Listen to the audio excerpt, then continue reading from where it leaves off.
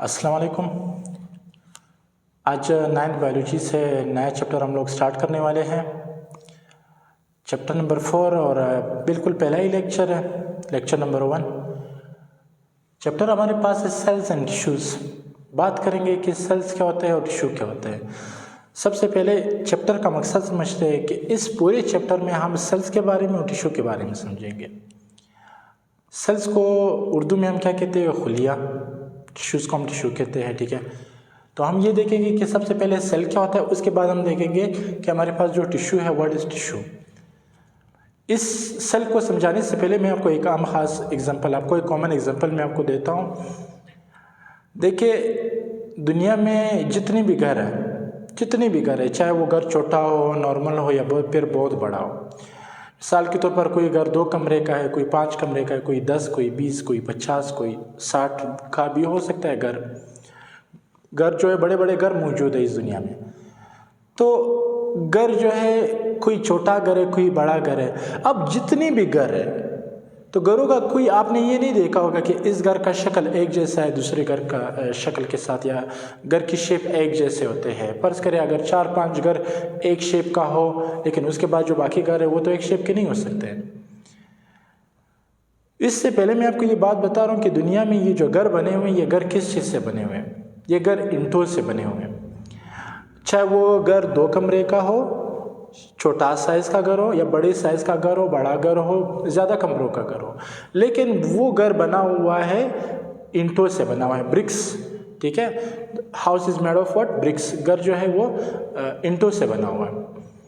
इसी तरह जितनी भी घर है, अगर सारे के सारे घर ईंटों से बने हुए हैं, मतलब उसका जो हम कहते हैं कि brick is the building block of house का जो बिल्डिंग ब्लॉक है वो क्या है, वो ईंट होती है। इसी तरह दुनिया भर में आपको जानदार मिलेंगे, पूरी दुनिया में आपको जानदार मिलेंगे। जानदार में कुछ छोटे ऑर्गेनिजम्स होते हैं, कुछ बड़े बड़े ऑर्गेनिजम्स होते हैं। तो चाहे वो छोटे ऑर्गेनिजम्स हो, वो भी सेल से बने हुए हैं, बड़े ऑर्गेनिजम्स हो, वो भी सेल से बने हुए हैं। तो दुनिया में सारे के सारे जानदार सेल से बने हुए हैं। अगर जानदार जो है बहुत छोटा है, एक सेल से बना हुआ है, तो हम उसको कहते हैं कि यूनिसेलुलर ऑर्गेनिज्म। अगर जानदार बड़ा है, कम्प्लेक्स ऑर्गेनिज्म है, बहुत सारे सेल से मिलकर बना हुआ है, तो हम उसको कहते हैं एक मल्टी सेलुलर ऑर्गेनिज्म। दोबारा मैं सेल की तरफ आता हूँ कि सेल क्या है। सेल को मैंने डिफाइन किया हुआ है कि cell is the structural and functional unit of life. क्या मुराद, सेल हमारे जिस्म में स्ट्रक्चर बनाता है। क्या बनाता है, स्ट्रक्चर हम कहते हैं साख्त को। अगर मेरा आपको 2 आंखें, 2 कान, बाल, नाक, मुंह, चेहरा, हाथ, 2 हाथ, ये सब कुछ आपको अगर नज़र आ रहा है, इसको हम कहते हैं स्ट्रक्चर। अगर मेरी आंखें आपको नज़र आ रहे हैं तो इसको हम कहते हैं स्ट्रक्चर। लेकिन ये जो आंखें, ये सेल से बने हुए हैं। अगर मेरी नाक है वो सेल से बना हुआ है, अगर मेरे मुंह है, माउथ है, वो सेल से बना हुआ है। इसी तरह हर जानदार सेल से बना हुआ है। शेर को देखो तो शेर की बॉडी है वो सेल से बनी हुई है। इसी तरह गिदड़ है, कुछ भी है, जितनी भी डीर, हिरन वगैरह है, सारे दुनिया के छोटे ऑर्गेनिज्म और बड़े ऑर्गेनिज्म सारे किस चीज़ से बने हुए हैं, सेल से। तो मेरा साख्त भी सेल से बना हुआ है। फिर मैंने कहा कि cell is the structural and functional unit of life.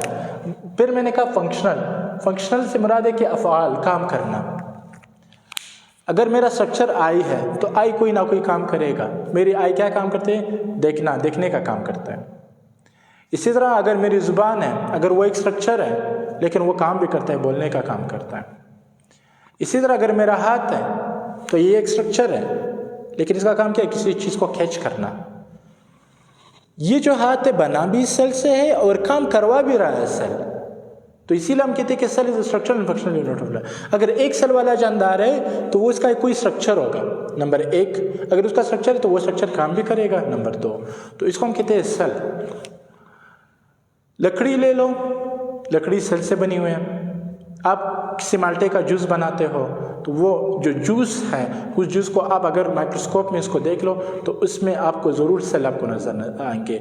चाहे वो केले का जूस हो, चाहे वो आम का जूस हो, चाहे वो कुछ भी हो, चाहे वो तितली के पंख हो, विंग्स हो, चाहे वो पेंसिल हो, चाहे वो दुनिया में कुछ भी चीज़ हो, चाहे वो जो है माल्टे का जो ऑरेंज का जो छिलका होता है, उसके ऊपर छिलका, उसको देखो वो भी सेल से बना हुआ है।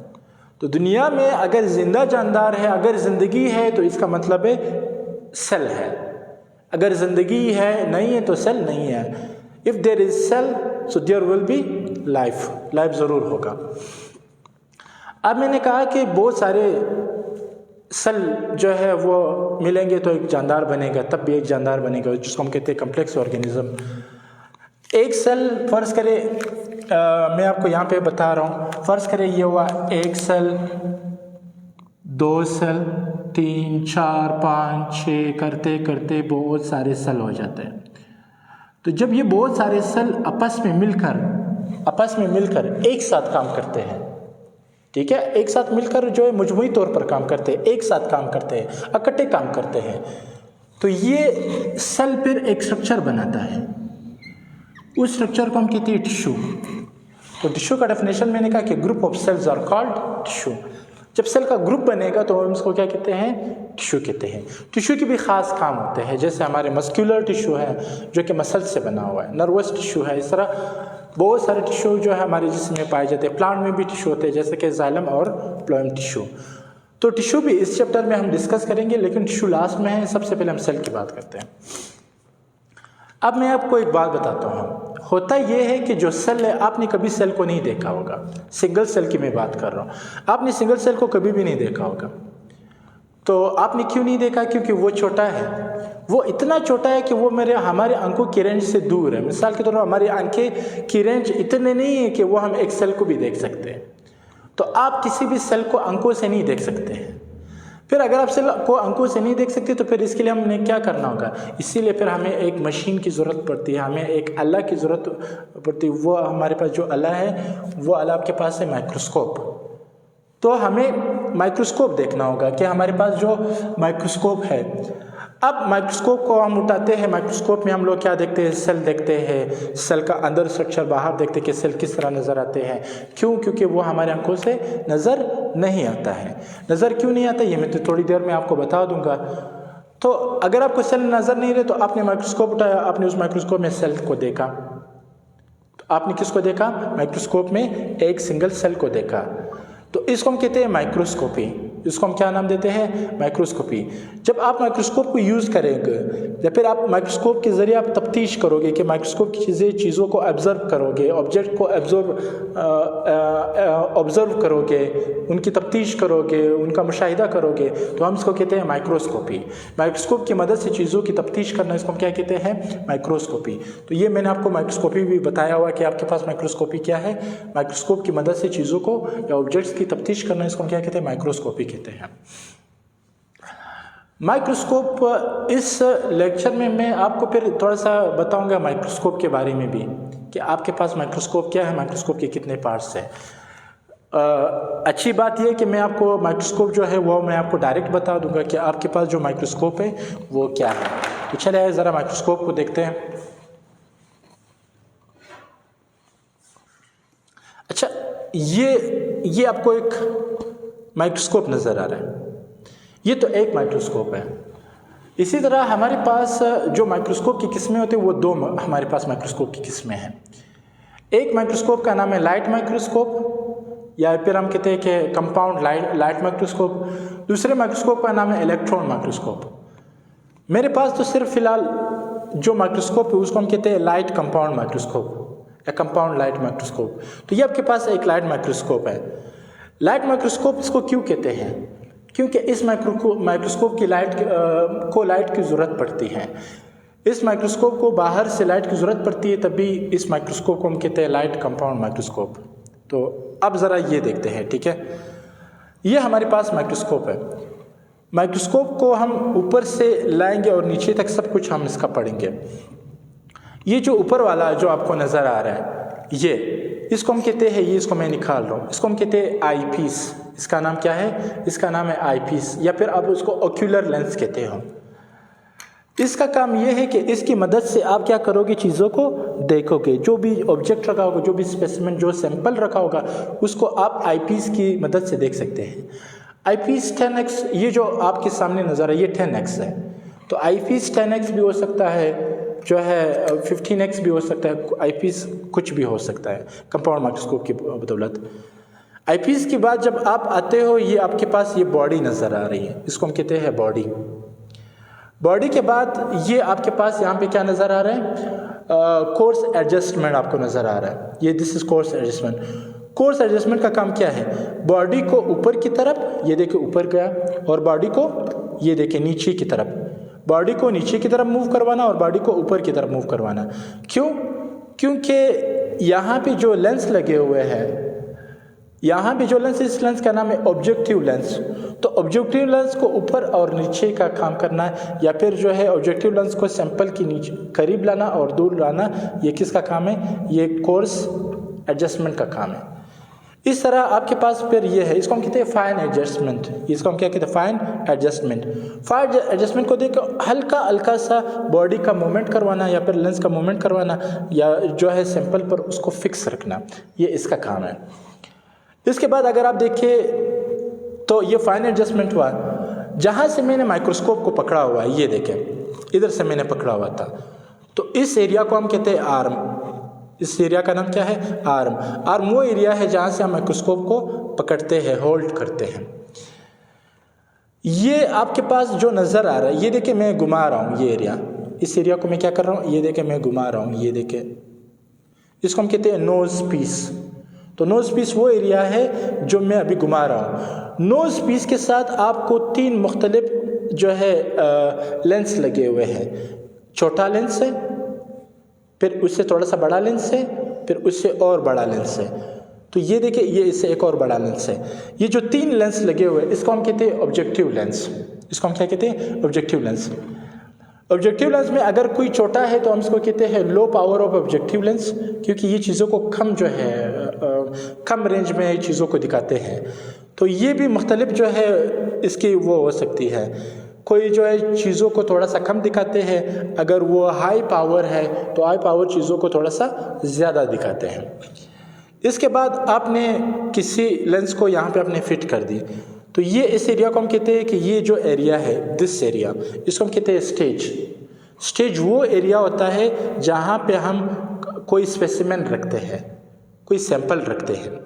जब आप कोई स्टेज पर कोई स्पेसिमेन रखते हो, ये देखिए ये कौन से, आपने यहाँ पे फ़र्ज़ कर कोई स्पेसिमेन रखा, तो आपने जब स्पेसिमेन रखोगे तो आप यहाँ पे आपके पास क्लिप्स मौजूद होते हैं, ठीक है। तो इस क्लिप्स के ज़रिए आप क्या करोगे, उस क्लिप्स के ज़रिए आप किसी स्पेसिमेन को क्या करोगे, होल्ड करोगे, उसको पकड़ोगे, ताकि वो स्पेसिमेन सही से जो है वो लेंस के जो है डायरेक्शन में आ जाते हैं। इसके बाद आपको एक मिरर नज़र आएगा, ये this is called mirror. Mirror का काम क्या है, मिरर का काम ये है कि बाहर से बहुत सारी रोशनी को कलेक्ट करना, रोशनी को कलेक्ट करना और उसको एपर्चर से, ये जो आपको एक नीचे से सुराख नज़र आ रहा है, इसको कहते हैं एपर्चर। तो एपर्चर से जो है उन सारी रोशनी को एपर्चर की तरफ क्या करना, डायरेक्ट करना, मतलब रोशनी को एपर्चर से गुजारना। एपर्चर से फिर वहाँ पे लेंस होते हैं और लेंस के ज़रिए फिर हमें कोई चीज़ यहाँ पे नज़र आ जाती है। तो ये मिरर का काम है।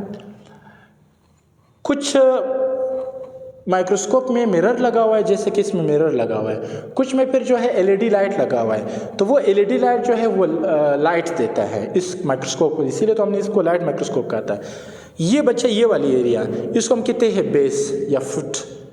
बेस फुट इसलिए कहते हैं क्योंकि इस एरिया के ज़रिए हम क्या करते हैं, पूरा माइक्रोस्कोप जो है फिर हम रखते हैं। अब ये देखिए माइक्रोस्कोप खड़ा है, किस पर, बेस पर खड़ा है। तो ये हुआ हमारे पास आपका जो है कंपाउंड माइक्रोस्कोप या कंपाउंड लाइट माइक्रोस्कोप, ये आपके पास है। ये देखिए, चलो इसके बाद हम ज़रा इसके बारे में पढ़ते हैं कि ये क्या है।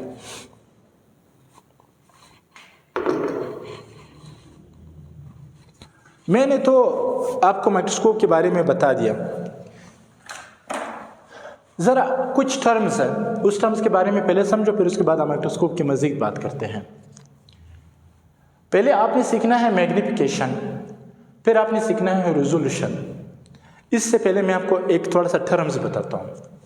टर्म्स आपके पास ये है, मैथमेटिकल टर्म्स पहले सीखो तो आपको ये इजीली समझ आएगा। आपके पास जो mm लिखा हुआ है, ये इसको कहते हैं माइक्रोमीटर।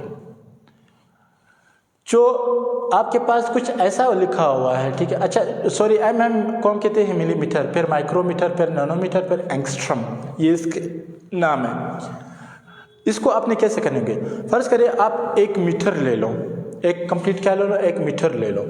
फर्ज करिए ये आपने 1 मीटर लिया हुआ है, मीटर यहाँ से लेकर यहाँ तक है, कोई 1 मीटर आपने ले लिया, ये देखिए दिस इज़ अ मीटर, ये आपने 1 मीटर ले लिया। अगर 1 मीटर में आप 1000 क्या कर लो, 1 मीटर के आप 1000 टुकड़े कर दो, तो आप 1 मीटर के जो एक आपके पास 1 मीटर होगा, 1 मीटर के आप 1000 टुकड़े कर दो, 1000 हिस्से में तकसीम करो। 1 मीटर को 1000 हिस्से में अगर आप तकसीम करोगे तो हम उसको कहते हैं 1 मिलीमीटर। वो जो 1 होगा उस 1 को हम कहते हैं 1 मिलीमीटर, और 1 मिलीमीटर 10⁻³ पर होता है, मतलब 10 ये आपके पास 1 के साथ 3 0 लगाओ तो ये बन जाएगा 10⁻³ तो इसका मतलब है कि मिलीमीटर में क्या होता है कि आपके पास 1 मीटर होता है, इस 1 मीटर को क्या कितने दफ़ा दिखाता है, 1000 टुकड़े कर दो तो उस 1 टुकड़े को हम कहते हैं 1 मिलीमीटर। फिर मिलीमीटर से भी जो बड़ा होता है वो आपके पास होता है माइक्रोमीटर। माइक्रोमीटर का सिंबल कुछ इस तरह होता है, इसको हम 10⁻6 से काउंट करते हैं। 10⁻6 जो होता है ये तकरीबन आपको मिलियन में बताता है, मतलब अगर आप मिलियन टाइम, कितने टाइम, मिलियन टाइम, लाखों में, अगर आप लाखों में किसको, लाखों में 1 मीटर को टुकड़े बना दो, लाखों में किसी भी उसको क्या कर दो, टुकड़े बना दो, ठीक है, तो फिर हम इसको क्या कहते हैं, इसको हम माइक्रोमीटर में कहते हैं। इसके बाद नैनोमीटर, नैनोमीटर को हम कहते हैं 10⁻9। ये आपको चीज़ों को बिलियन, अरबों में ये चीज़ें आपको क्या करते हैं, दिखाते हैं। मिसाल के तौर पर अगर यही 1 मीटर का कोई टुकड़ा आपके पास है, इस मीटर के 1 टुकड़े को आप बिलियन टाइम जो है, बिलियन टाइम इसको जो है इसका टुकड़े बना दो, वो जो 1 टुकड़ा होगा बिलियन टाइम, वो जो 1 टुकड़ा होगा उस 1 टुकड़े को हम क्या कहते हैं, उस 1 टुकड़े को हम माइक्रोमीटर कहते हैं, सॉरी नैनोमीटर कहते हैं, ठीक है। बिलियन टाइम अगर कर दो तो हम इसको क्या कहते हैं, नैनोमीटर कहते हैं। फिर अगर ट्रिलियन टाइम, उससे भी ज़्यादा अगर 1 टुकड़े को आप कर देते हो तो आप इसको कहते हो एंगस्ट्रम। एंगस्ट्रम में इस तरह होता है कि देखो आपको मैं एक चीज़ बता, एंगस्ट्रम में क्या होता है, दरअसल ये इस तरह कि आप क्या करते हो, आप 10 के आगे जो है 10 0 लगाते हो, 1 2 3 4 5 6 7 8 9 10, तो ये कितनी बड़ी रकम है। 1 मीटर को आप इतनी बड़ी रकम में उसको काट दो, आप इसको इतनी बड़ी रकम में इसको काट दो 1 मीटर को, तो वो जो 1 टुकड़ा होगा उसको हम कहते हैं एंगस्ट्रम। इसी तरह अगर नैनोमीटर की बात करेंगे तो वो 9 0 1 के आगे लगाओ और उसको ज़रा देखो कि वो 9 0 वाला जो रकम होगा उसको आप 1 मीटर को फिर इतने टुकड़े में लगा दो तो कितनी रकम होती है। तो ये बात आपको समझ आ रही है कि ये आपको पास 10 मिलियन बन रहा है और ये आपके पास बिलियन में आ रहा है, वो आपके पास ट्रिलियन में आ रहा है। तो पहले माइक्रोमीटर, माइक्रोमीटर से जो बड़ी रकम है वो मिलीमीटर, मिलीमीटर से जो बड़ी रकम है वो है माइक्रोमीटर, माइक्रोमीटर से भी जो बड़ी रकम है वो है नैनोमीटर, और नैनोमीटर से भी बड़ी रकम है वो आपके पास एंगस्ट्रम है। तो ये आपके पास ये टर्म्स आपको आने चाहिए। अब बात करते हैं मैग्निफिकेशन के। मैग्निफिकेशन क्या है? मैग्निफिकेशन वो सलाहियत होती है जिसमें एक रियल इमेज को बड़ा दिखाए। कोई रियल इमेज है, कोई ओरिजिनल इमेज है, उस ओरिजिनल इमेज को क्या कर देना, उसको बड़ा करके दिखाना। अब ये देखिए ये रियल इमेज है, इस रियल इमेज को, इस रियल तस्वीर को अगर मैं इसको दुगना करूं या 4 गुना बड़ा करूं तो मैं इसको कहूँगा कि ये मैग्निफिकेशन है। इसी रियल इमेज को क्या करना, बड़ा करके दिखा देना। कोई वर्ड है, फ़र्ज़ करें ना ये कोई वर्ड है, फ़र्ज़ करें मैं यहाँ पे लिख रहा हूँ n, ये n रियल इमेज है। अब यहाँ पे मैंने क्या लिखा, अब भी मैंने n लिखा, तो ये n इससे तकरीबन 5 गुना बड़ा है। तो ये जो 5 गुना बड़ा है इसको हम कहते हैं मैग्निफिकेशन।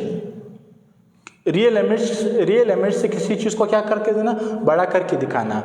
ये रियल इमेज था, उस रियल इमेज को किसी चीज़ को क्या कर देना, बड़ा करके दिखाना, इसको हम क्या कहते हैं, मैग्निफिकेशन। मैग्निफिकेशन को हम लोग x से डिनोट करते हैं। किससे x डिनोट करते हैं? x से। रियल इमेज से हमने ये चीज़ 5 गुना ज़्यादा देखी थी ना, तो हम इसको कहते हैं 5x। 5x से मुराद क्या कि उस चीज़ को हमने 5 गुना ज़्यादा बड़ा देखा, तो ये मैग्नीफिकेशन हमारे पास हुआ। उसके बाद रिजोल्यूशन देखते हैं। रिजोल्यूशन से मुराद है कि किसी भी चीज़ को क्लियर करके दिखाना, उसमें क्लियरिटी लाना। मिसाल कोई चीज़ है, वो आप देखो ना कि अब अगर आप एक मोबाइल के कैमरे को देखो, मोबाइल का कैमरा आपको दूर की चीज़ें तो ज़रूर दिखा सकता है, लेकिन वो ब्लर पर दिखाएगा। अब उसको करो दूर कोई चीज़ है, उसको जूम करोगे तो वो आपको 10x आएगा, 5x आएगा, ठीक है, 20x आएगा। आजकल के मोबाइलों में तो 100x भी है। फ़र्ज़ करें आपने एक चीज़ को 100x जूम कर दिया है, वो जो 100x है उसको हम कहते हैं मैग्नीफिकेशन। आपने कोई रियल इमेज था, उस रियल इमेज को आपने बहुत करीब लाया, उसको बड़ा करके आपने उसको जूम कर दिया, बड़ा करके आपने उसको दिखाया, तो आपने उसको 100x तक पहुंचाया। इसका मतलब है उस चीज़ को आपने 100 गुना बड़ा करके दिखाया। लेकिन वो जो चीज़ को आपने दूर से दिखाया वो ज़रूर पट्टी होगी, वो ब्लर होगा। लेकिन जो चीज़ ब्लर होगा उसे हम रिजोल्यूशन नहीं कहते। अगर वो 100% उसी तरह क्लियर दिखा रहा है तो हम फिर उसे रिजोल्यूशन का नाम देते हैं। रिजोल्यूशन का मुराद है कि आप जूम तो कर रहे हो, लेकिन उस चीज़ के अंदर क्लियरिटी लाना, उस चीज़ को साफ और शफाफ करके दिखाना, इसको हम क्या कहते हैं? रिजोल्यूशन कहते हैं। रिजोल्यूशन का दूसरा डेफिनेशन आप कुछ यूँ भी कर सकते हो कि यहाँ पे देखें कि दो पॉइंट के बीच जो जगह होती है, जो डिस्टेंस होती है, इसको हम क्या कहते हैं? इसको हम रिजोल्यूशन कहते हैं। फर्ज करें ये आपके पास 2 पॉइंट है, ये एक पॉइंट और ये दूसरा पॉइंट। इन 2 पॉइंट के बीच जो जगह है, इस जगह को हम कहते हैं रिजोल्यूशन। ये हमें नज़र आ रहा है तो इसका मतलब है कि रिजोल्यूशन ठीक है, काम कर रहा है। मेरे आइज़ का जो रिजोल्यूशन है वो ओके है। फर्ज करें ये रिजोल्यूशन अगली बार इतना है, यार मुझे नज़र आ रहा है, इसका मतलब है मेरी रिजोल्यूशन यहाँ तक भी ठीक है, काम कर रही है। वो हाई रिजोल्यूशन, ये थोड़ा सा लो रिजोल्यूशन। और अगर मैं कुछ ऐसे लिखूं, ये जो 2 पॉइंट है बल्कि मिल रहे हैं एक दूसरे के साथ, क्या हो रहा है? एक दूसरे के साथ मिल रहे हैं, इतना मिल रहे हैं कि हमें नज़र नहीं आ रहा। जब हमें नज़र नहीं आ रहा है तो हम क्या करेंगे? हम इसके बदले क्या यूज़ करेंगे? हम इसके बदले जो है कुछ ऐसा चीज़ यूज़ करेंगे जो कि इन दोनों पॉइंट को दिखाएंगे। तो 2 रिजोल्यूशन से मुराद है कि 2 पॉइंट के बीच के डिस्टेंस को साफ शफाफ करके दिखाना, और उसको दिखाना और उसको अलग पॉइंट करके दिखाना, इसको हम कहते हैं रिजोल्यूशन। तो रिजोल्यूशन जो है अलग किस्म के हो सकते हैं। हम अगर अपनी आंखों की रिजोल्यूशन देखें, जो हमारी आई रिजोल्यूशन है, आवर आई रिजोल्यूशन, तो आप ज़रा देखें कि जो हमारी आई रिजोल्यूशन है, आई रिजोल्यूशन, जो हमारी आई की जो रिजोल्यूशन है वो 0.1 मिलीमीटर है। 0.1 मिलीमीटर है, जो वहाँ पे मिलीमीटर तो मैंने आपको बताया हुआ है। या फिर हम कह सकते हैं कि 100 माइक्रोमीटर है, या फिर क्या है? 100 माइक्रोमीटर। हमारी आइज़ इस रेंज तक अच्छा खासा देख सकती है। और अगर फ़र्ज़ करें 100 माइक्रोमीटर, फ़र्ज़ करें 89 या फिर 90 या फिर 95 माइक्रोमीटर में जो चीज़ होगा वो आपको नज़र नहीं आएगा, क्योंकि वो चीज़ हमारी आइज़ के रेंज से दूर है। हमारी आइज़ की रेंज इतनी है, इससे हम कम चीज़ें नहीं देख सकते। या तो हम चीज़ें देख सकते हैं, या तो फिर 100 माइक्रोमीटर के दरमियान देख सकते हैं, या तो फिर 0.1 मिलीमीटर तक हम देख सकते हैं, इससे कम हम नहीं देख सकते हैं। फिर एक बात है कि सेल को स्टडी करने के लिए हम अक्सर माइक्रोस्कोप इस्तेमाल करते हैं। क्यों? पहले भी जो मैंने बोला था कि सेल जो है वो क्या है, वो बहुत छोटा है। सेल को हम अपनी आंखों से इसलिए नहीं देख सकते हैं क्योंकि सेल जो है इतना छोटा है कि हम इसे अपनी आंखों से नज़र नहीं देख सकते। इसकी एक वजह बताता हूँ। इसकी एक वजह ये है कि सेल की जो शेप होती है वो 0.2 माइक्रोमीटर से लेकर होता है 50 माइक्रोमीटर तक इसकी रेंज होती है। तो ये सेल का रिजोल्यूशन है। This is the resolution of cell. ये सेल की रिजोल्यूशन है। 50 माइक्रोमीटर या 0.2 माइक्रोमीटर। हम तो हमारे जो रेंज रेजोल्यूशन था वो तो 0.1 मिलीमीटर था या फिर 100 माइक्रोमीटर था। ये तो कम है, इसका मतलब अगर ये कम है तो ये हम नहीं देख सकते हैं, हमारी रेजोल्यूशन इतनी ही है। और साथ में ये देखो ये 0.2 मतलब इस सेल की जो रेंज है वो इतनी है, सेल की साइज इतनी तक होती है, इसके और इसके बीच होते हैं। इसका मतलब से मुराद है कि हम सेल नहीं देख सकते। और अगर आपको अपने सेल को स्टडी करना है तो उससे पहले आपने किसका सहारा लेना है? माइक्रोस्कोप का सहारा लेना है। तो हमारे पास 2 किस्म के माइक्रोस्कोप हैं। उस 2 किस्म के माइक्रोस्कोप में हम कहते हैं कंपाउंड लाइट माइक्रोस्कोप, इसको हम LM भी कहते हैं, लाइट माइक्रोस्कोप। और जो दूसरा माइक्रोस्कोप है हमारे पास वो है इलेक्ट्रॉन माइक्रोस्कोप। तो ज़रा दोनों के बारे में फ़र्क देखते हैं और देखते हैं। नाम वगैरह तो मैंने आपको पहले ही बता दिया। अच्छा, इसको हम कंपाउंड लाइट माइक्रोस्कोप इसलिए कहते हैं क्योंकि इस माइक्रोस्कोप में हमें लाइट रेज की ज़रूरत होती है। इस कंपाउंड माइक्रोस्कोप में हमें लाइट की ज़रूरत होती है, चाहे वो लाइट अंदर से आ रही हो या फिर वो लाइट जो है बाहर नेचुरल सनलाइट हो। तो लाइट कोई भी हो तो हमें लाइट की ज़रूरत होती है, ठीक है। चलो, इसमें हम लाइट की ज़रूरत पड़ती है। इसमें ये होता है कि आपके जो पास जो कंपाउंड लाइट माइक्रोस्कोप है ना, इसमें 2 किस्म के लेंस इस्तेमाल किए जाते हैं। 2 किस्म के लेंस में जो पहला वाला लेंस है, ऊपर की तरफ जो लेंस है, हम उसे कहते हैं आई पीस भी उनको कहते हैं, आई पीस या फिर ocular lens.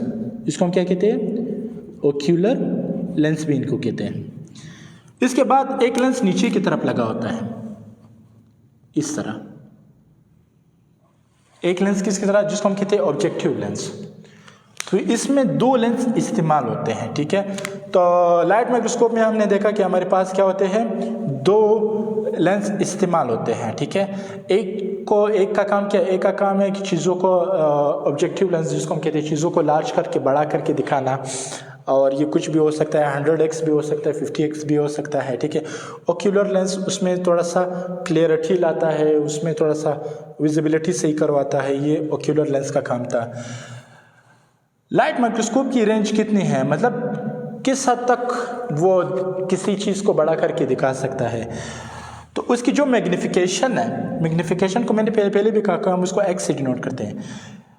Compound light microscope में वो किसी भी चीज़ को 1500 गुना 1500 गुना जो है वो 1500 टाइम्स एक चीज़ को बड़ा करके दिखाता है।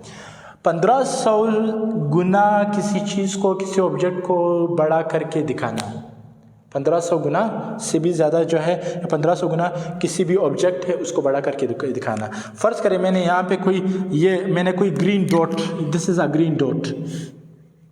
ये जो ग्रीन डॉट है, इस ग्रीन डॉट को 1500 गुना बड़ा करके दिखाता है कौन? Light microscope. तो इसकी रेंज इतनी, इसकी मैग्निफिकेशन 1500x है। रिजोल्यूशन तो मैंने बता दिया, इसकी जो रिजोल्यूशन है वो 0.2 माइक्रोमीटर है या फिर 200 नैनोमीटर तक है। तो इसका मतलब है कि ये देखो 0.2 माइक्रोमीटर है।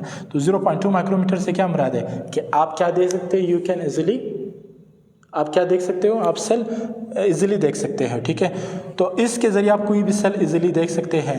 लेकिन एक चीज़ फाइनली ये बताता चलो कि लाइट माइक्रोस्कोप में इसकी रेंज इतनी ज़्यादा नहीं। अगर आपने एक सेल को बैरोनी देखना है, ठीक है, सेल को बाहर तक देखना है, या फिर एक छोटे से छोटे बैक्टीरिया का जो साइज़ आपने देखना है, वो भी एटलीस्ट आप जो है कंपाउंड माइक्रोस्कोप में आप देख सकते हैं। लेकिन जो सेल के अंदरूनी जो चीज़ें पाए जाते हैं वो आप नहीं देख सकते हैं। सेल के अंदर राइबोसोम है, सेल के अंदर न्यूक्लियस है, सेल के अंदर माइटोकॉन्ड्रिया है, सेल के अंदर DNA RNA होते हैं, वो आप नहीं देख सकते हैं। तो उसके लिए फिर जो है कोई मॉडर्न माइक्रोस्कोप है वो हम इस्तेमाल करते हैं। उस मॉडर्न माइक्रोस्कोप का नाम है इलेक्ट्रॉन माइक्रोस्कोप। इसके लिए फिर हम इलेक्ट्रॉन माइक्रोस्कोप, ये बहुत ज़्यादा मॉडर्न माइक्रोस्कोप है। इतना ज़्यादा मॉडर्न इलेक्ट्रॉन माइक्रोस्कोप है कि ये चीज़ को बहुत बड़ा करके दिखाता है, ठीक है। इसके लिए ये जो इलेक्ट्रॉन माइक्रोस्कोप है, इलेक्ट्रॉन इसलिए रखा हुआ है क्योंकि इसमें बिजली की ज़रूरत पड़ती है, इसमें इलेक्ट्रिसिटी की ज़रूरत पड़ती है। इस इलेक्ट्रॉन में जब आप किसी भी चीज़ को देखते हो तो इसमें इलेक्ट्रिसिटी की ज़रूरत होती है, हाई वोल्टेज इलेक्ट्रिसिटी की ज़रूरत इसमें पड़ती है।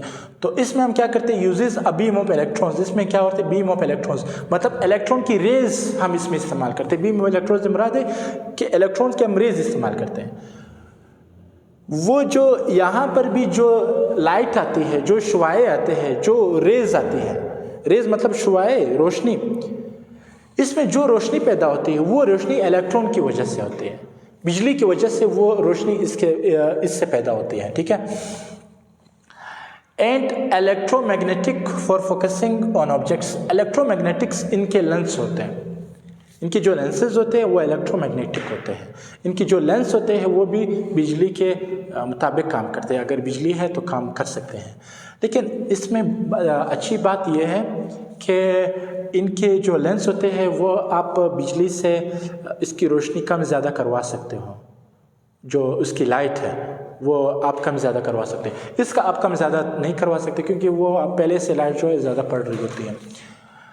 फिर दूसरी बात है कि अब हमें तो पता चला है कि इसकी लाइट ज़रूरत होती है और ये किसी भी चीज़ को बहुत बड़ा करके दिखाती है। मतलब अगर आपने सेल के अंदर की चीज़ों को देखना है तो आपने इलेक्ट्रॉन माइक्रोस्कोप इस्तेमाल करनी है। सेल के अंदर क्या है, सेल के अंदर आपने किसी राइबोसोम को देखना है, जी हाँ, तो आप देख लो। आप किसके ज़रिए देख सकते हो, इलेक्ट्रॉन के माइक्रोस्कोप को देख सकते हो। आपने न्यूक्लियस के अंदर जो डीएनए और आरएनए पाए जाते हैं, इवन आप वो भी देख सकते हो, किसके थ्रू, इलेक्ट्रॉन माइक्रोस्कोप के थ्रू। एक मज़े की बात मैं बताता चलो, एटम बहुत ज़्यादा छोटा होता है। सेल के अंदर जो ऑर्गेनेलीज, राइबोसोम्स वगैरह रहते हैं, उससे भी छोटे डीएनए आरएनए होते हैं, उससे भी कई गुना ज़्यादा छोटे जो है वो एटम होते हैं। तो इवन एटम का स्ट्रक्चर भी आप, अंदरूनी स्ट्रक्चर भी आप किसके थ्रू देख सकते हो, you can see bye electron microscope. आप जो है वो देख सकते हैं तसल्ली से, ठीक है। इन दोनों में कोई फ़र्क है। इलेक्ट्रॉन माइक्रोस्कोप को अगर आपने किसी चीज़ को देखना है तो वहाँ पे उस इलेक्ट्रॉन माइक्रोस्कोप के साथ जो है एक कंप्यूटर कनेक्टेड होगा, तो वो स्क्रीन जो है आप कंप्यूटर के ज़रिए देखोगे, इलेक्ट्रॉन माइक्रोस्कोप के ज़रिए नहीं देखोगे। पिक्चर बनेगा इलेक्ट्रॉन माइक्रोस्कोप के ज़रिए, लेकिन आप देखोगे कंप्यूटर के ज़रिए। यहाँ पर आप पिक को डायरेक्टली देख सकते हो, लाइट माइक्रोस्कोप उसमें वहाँ पर नहीं है। दूसरी बात यह है कि इसमें कोई जो स्पेसिमन होगा, जो फर्ज करें आप कोई भी सेल देखना चाहते हो या किसी भी चीज़ को देखना चाहते हो, उस स्पेसिमन को आपने खुश्क करना होगा, ड्राई करना होगा, फिर आपने इलेक्ट्रॉन माइक्रोस्कोप उस स्पेसिमेन में आप देख सकते हैं। लाइट माइक्रोस्कोप में कोई ये कंसेप्ट नहीं है, कोई गीला चीज़ है, कोई गीला स्पेसिमेन है, खुश करने की ज़रूरत नहीं पड़ती है, आप देख सकते हैं। इसमें अक्सर हम जिंदा जानदार को देखते हैं। मिसाल के तौर पर अगर कोई जानदार हरकत करता है, मूव करता है, तो हम लाइट माइक्रोस्कोप में देखते हैं, लेकिन इलेक्ट्रॉन माइक्रोस्कोप में हम उसको खुश करके उसका स्पेसिमेन बना देते हैं और उसे देख लेते हैं। यहाँ पर जो सैंपल होगा, जो स्पेसिमेन होगा, जो सैंपल आप देखना चाहते हो, उस स्पेसिमेन को आपने बहुत ज़्यादा पतला करना होगा। किस कंडीशन में, इलेक्ट्रॉन माइक्रोस्कोप की कंडीशन में।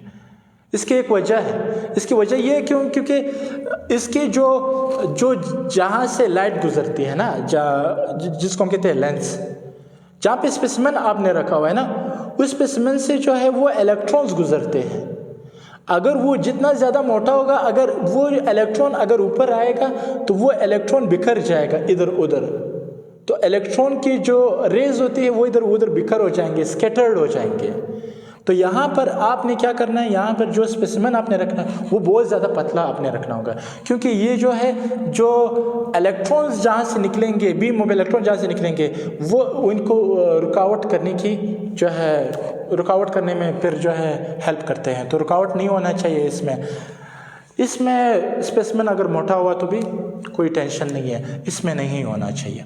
चलो खैर, मज़ीद आगे देखते हैं। इसकी जो मैग्नीफिकेशन होती है, यह तो 3 एंगस्ट्रॉम होती है। ज़रा देखो एंगस्ट्रॉम कितना बड़ा रकम होगा। एंगस्ट्रॉम 3 से जो है 12 या 10 तक इसकी एंगस्ट्रॉम होती है।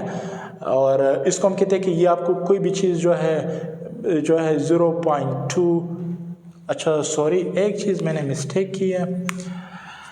ये जो ऊपर वाला है, ऊपर वाला जो अभी मैंने बताया, ये मैंने आपको रिजोल्यूशन बताया।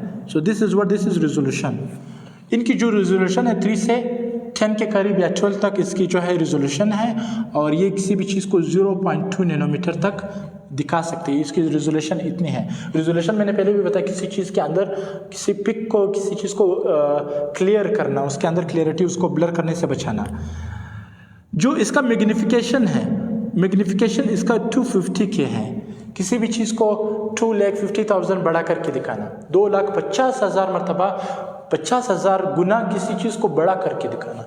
तो आप खुद सोचो ज़रा, लाखों में ये चीज़ किसी चीज़ को बड़ा करके दिखाता है, कहाँ लाखों कहाँ 100, तो ये बहुत ज़्यादा किसी चीज़ को बड़ा करके दिखाता है। इलेक्ट्रॉन माइक्रोस्कोप जो है बहुत एडवांस माइक्रोस्कोप है। इनकी 2 किस्में हैं, टाइप्स ऑफ इलेक्ट्रॉन माइक्रोस्कोप की। एक है scanning electron microscope. Scanning electron microscope को हम कहते हैं SEM, scanning electron microscope. Scanning electron microscope जो है वो 3D शेप दिखाता है। हम कहते हैं 3 डायमेंशनल शेप। 3 डायमेंशनल शेप में बताता हूँ कि क्या होता है। इसके बाद एक शो एक्सटर्नल स्ट्रक्चर। ये आपको क्या दिखाता है? एक्सटर्नल स्ट्रक्चर दिखाता है। एक्सटर्नल से मुराद है कि बैरोनी स्ट्रक्चर आपको दिखाता है। सेल है, सेल का बैरोनी स्ट्रक्चर किस तरह है, तो ये आपको कौन दिखाता है? ये स्कैनिंग इलेक्ट्रॉन माइक्रोस्कोप आपको दिखाता है। कोई किसी भी चीज़ का बैरोनी स्ट्रक्चर है, तो ये सिर्फ बैरोनी स्ट्रक्चर आपको दिखाना, ये आपको कौन दिखाता है? स्कैनिंग इलेक्ट्रॉन माइक्रोस्कोप ये आपको दिखाता है। Transmission electron microscope. Transmission electron microscope की जो मैग्नीफिकेशन है वो इससे बहुत ज़्यादा होती है। मतलब ये वाला जो है ये आपको किसी भी चीज़ को बहुत बड़ा करके दिखाता है। इसकी जो है मैग्नीफिकेशन रेंज बहुत बड़ी है। मैग्नीफाई से मुराद है किसी चीज़ को बड़ा करके दिखाना। ये आपको 2D शेप बताता है। 2D शेप आपको मैं बताऊंगा, ठीक है, 2 डायमेंशनल शेप। अगर आपने सेल के अंदर वाले स्ट्रक्चर को देखना है, सेल के अंदर क्या है, RNA को देखना है, तो भाई आप जो है ट्रांसमिशन इलेक्ट्रॉन माइक्रोस्कोप का इस्तेमाल करो। किसी चीज़ के सेल के अंदरूनी स्ट्रक्चर को जब हम देखते हैं, या फिर आपने राइबोसोम के अंदरूनी स्ट्रक्चर को आपने देखना है, तो हम कौन सा माइक्रोस्कोप का इस्तेमाल करते हैं? ट्रांसमिशन इलेक्ट्रॉन माइक्रोस्कोप, TEM हम लोग इस्तेमाल करते हैं। इसमें हम इंटरनल स्ट्रक्चर, सेल के अंदर जो इंटरनल स्ट्रक्चर है, जो इंटरनल मवाद है, हम ये इसके ज़रिए बताते हैं। लास्ट में आपको ये बताता चलो कि जो 3D और 2D का फ़र्क क्या है। 3D से मुराद है कि किसी जो पिक है ना, अब चलो आपको मैं एक चीज़ बताता हूँ, ठीक है।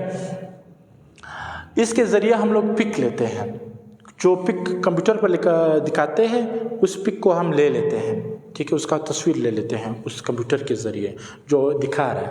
इसको हम कहते हैं माइक्रोग्राफी या माइक्रोग्राफ।